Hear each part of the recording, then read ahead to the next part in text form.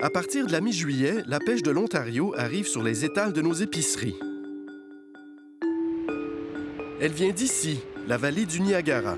Un lieu unique, un microclimat qui rend possible la culture de la pêche au nord de la frontière américaine, une sorte de protection contre le gel. They don't get froze. We're in between Lake Erie and Lake Ontario. So between the two lakes, we have warming from the lakes and we're protected in kind of a microclimate. Michael Lecker est président de Vineland Growers, un des plus importants regroupements de producteurs de fruits à noyaux de la vallée du Niagara. En opération depuis 1913, la coopérative compte 200 membres, dont 50 producteurs de pêche, et produit 70 des pêches au Canada. We have close to 4,000 acres, which is about 750,000 peach and nectarine trees. La proximité des marchés permet aux producteurs de profiter au maximum de ce microclimat et de laisser les pêches mûrir sur l'arbre le plus longtemps possible.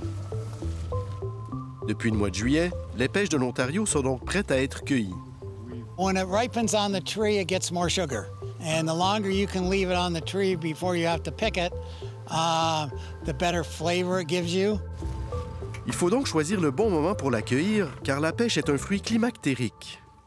Climactérique, c'est le nom scientifique qu'on donne à tous les fruits qui peuvent mûrir après la cueillette. Donc, par exemple, on peut prendre une tomate verte dans notre jardin, la faire mûrir sur notre comptoir. Ça marche parce que la tomate dégage un gaz qui s'appelle l'éthylène qui lui permet de mûrir après la cueillette. La pêche, elle peut mûrir dans nos maisons. Donc, elle est climactérique, elle dégage de l'éthylène, ce qui lui donne son super pouvoir. Le degré de mûrissement au moment de la cueillette est très important. Parce qu'une fois que les pêches sont triées puis expédiées, elles arrivent dans un entrepôt comme celui-ci. Beaucoup de pêches ici. On a des pêches de la Californie, on a des pêches, encore une fois, de la Californie, de d'autres marques. On a des pêches de la Géorgie, on a des pêches de la Caroline du Sud. L'hiver, les pêches arrivent d'Amérique du Sud, principalement du Chili.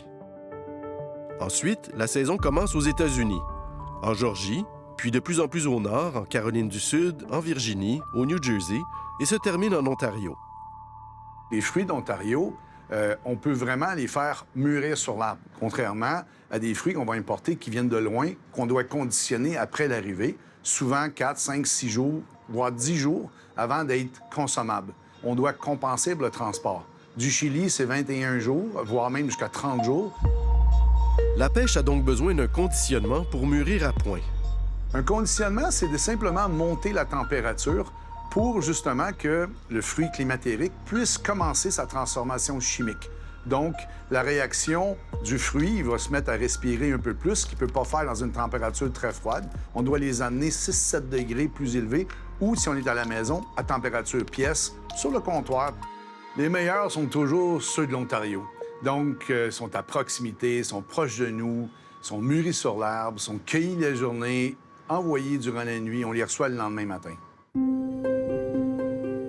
Comme les pêches continuent de mûrir jusque sur le comptoir de votre cuisine, comment les choisir, les gérer et les conserver? En général, une pêche qui est mature va avoir les deux côtés égales. Donc, les deux hémisphères de la pêche vont être de la même grosseur. La couleur est un bon indicateur du soleil qui a touché le fruit. Donc, moi, ça m'attire beaucoup. Et un autre signe très facile, en fait, c'est de tout simplement presser doucement la peau. Si elle est très, très dure, ça se peut que votre pêche va rester pâteuse et ne mûrira jamais. Quand on a un fruit qui va donner juste un petit peu de pouce, on peut le sentir, on pèse un petit peu la chair et ça cède sur le pouce. C'est souvent un beau signe de maturité. C'est un fruit qui est prêt à manger. Les agriculteurs et les grossistes disposent de cet outil, un vérificateur de pression, aussi appelé un pénétromètre. Si on prend un fruit qui a été conditionné, qui est plus mûr, peut-être pas encore prêt à manger, on va obtenir un niveau de pression beaucoup plus bas. Souvent à peu près à 5 livres. Et effectivement, ici, j'obtiens 3 livres. Donc, vous avez vu comment l'outil est quand même bien rentré dans le fruit. Puis si je pousse avec mon doigt, je le sens. Il cède sous ma pression. Donc, ce fruit-là serait prêt à manger aujourd'hui, demain, après-demain, facilement. Et il sent très bon. Et l'odeur aussi. Une pêche qui est bien mûre va dégager vraiment une odeur caractéristique. Donc, si vous sentez rien, c'est pas bon signe. Là, on a des bons vieux paniers en carton avec la poignée, mais on a aussi maintenant des paniers en plastique comme celui-là. Ça, c'est difficile de les toucher puis de les sentir. Des emballages comme ça, bien, les producteurs font ça parce que justement, les gens ont tendance à beaucoup toucher les pêches quand on va les acheter. Donc, à chaque fois que quelqu'un les touche, ça brise les cellules, ça va faire du brunissement à l'intérieur. On tente de protéger la pêche, mais le panier de plastique recyclable est utilisé avant tout pour des raisons sanitaires. Et plusieurs grandes bannières préfèrent ce type de contenant parce qu'en plus de protéger le fruit, il l'aide aussi à conserver son humidité.